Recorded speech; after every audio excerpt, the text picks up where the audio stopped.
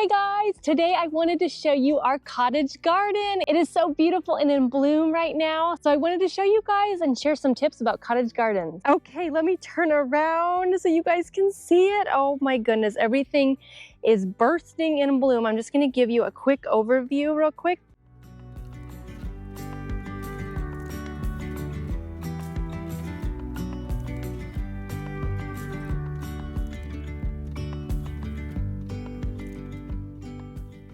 Okay, so we're gonna start over here.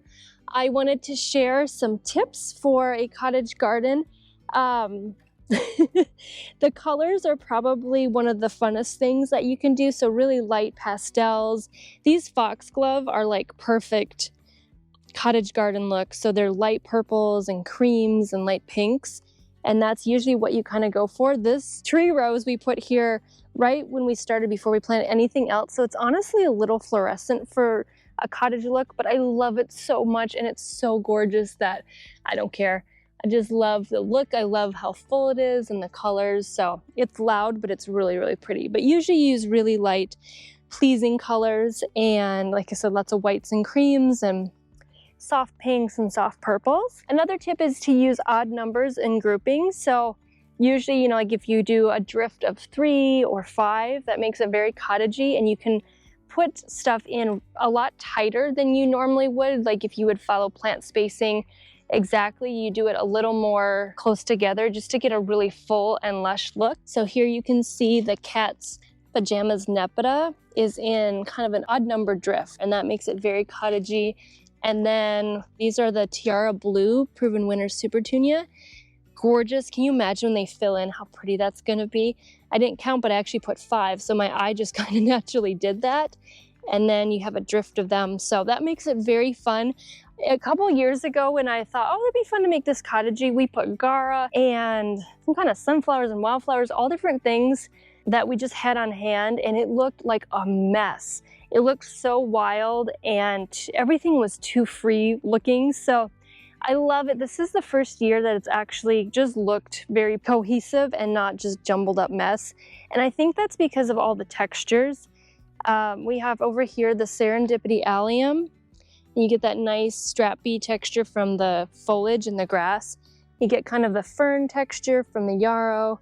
This rose is actually 3 roses and it's just a nice bulk, and then you get the nice foxglove. So I think that makes such a difference versus just everything wispy and, like stuff that you think pollinators like. It just looked messy, so I didn't like it. And then another tip is if you plant perennials and annuals. I was talking to Sebastian about this. He's like, a cottage garden, if you think about it, is always in bloom, and that's what makes it very cottagey. So if you mix perennials and annuals, that will give you that really full blooming look. So here we have the Raspberry Ripple Double Zahara zinnias.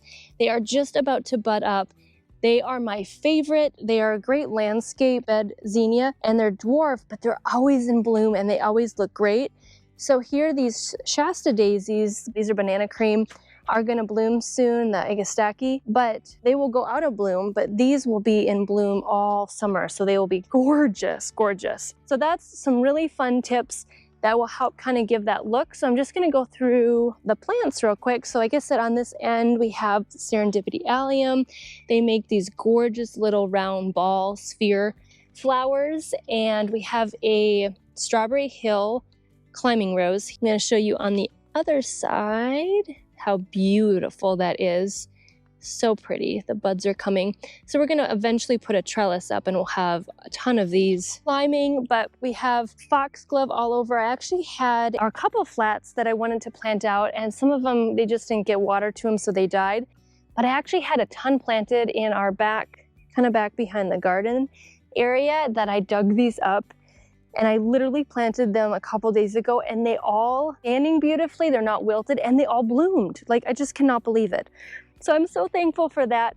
But, foxglove is just that fun traditional look. So I'm glad I was able to pack them in. And then I have a Stand By Me clematis here. It's a little out of bloom, but it needs a trellis or like a little thing. So it's supposed to be standing up like that. And it has the most beautiful little purple like ballerina flowers. That one is just ending. I'll see if my other one has. There's one. Nah, it's a little older, but I'll see if my other one has one.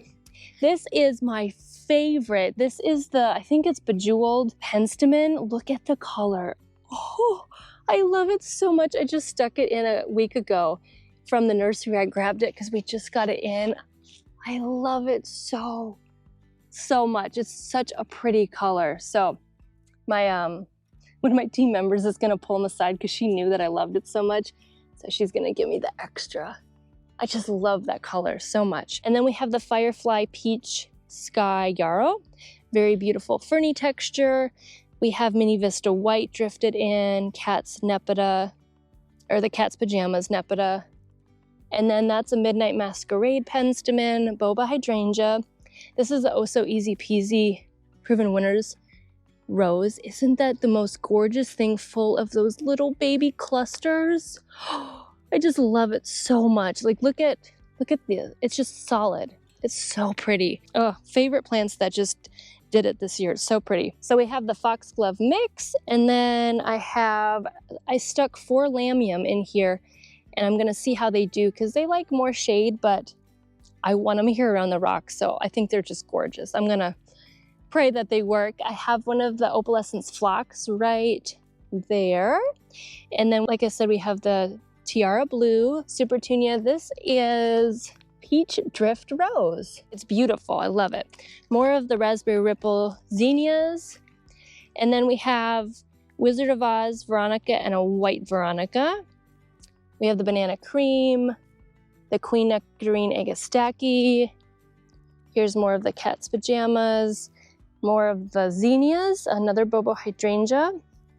And then that is playing the Blue Salvia that came back from last year. So it's so hardy. I'll just welcome it and let it be. This is Monarda. It's Proven Winners. Can't remember which one it is, but it's just gorgeous. Bright, dark pink. If I find any of the names, I'll put them on here. But this is the Phenomenal Lavender. I showed you guys in a video how absolutely much I love this one. Oh, I love it so much. And it's getting its bloom stalks. And look at all this new growth. That is all new growth. And it smells so absolutely wonderful. I just love it. That's all new growth. That's crazy. The Italian Ice Roses are here, here, and here. A beautiful drift of them. And then I have another opalescence. Excuse the weeds. We gotta address them, but we'll get to them. This is Opalescence Phlox, and then I'm gonna stick a Opening Act Pinkadot Phlox back here. And then I left this spot, unless I put the phlox there, but I got a tree dahlia that I was gonna put there, and I think they could be so fun. I have heard that they're kind of tall and weak and tip over, or they bloom really late in fall, but I still thought that would be really fun to put there or in another bed, so we'll see. But this stuff is all gonna be blooming probably in the next couple weeks, which will be so fun to add to this gorgeousness. Oh, it's just so gorgeous.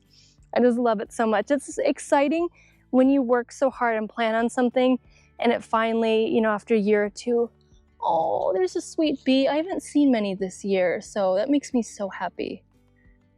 Oh, hi, little guy. When you work so hard and it finally comes into what it's supposed to look like or what you have hoped it looks like, I'm so thankful.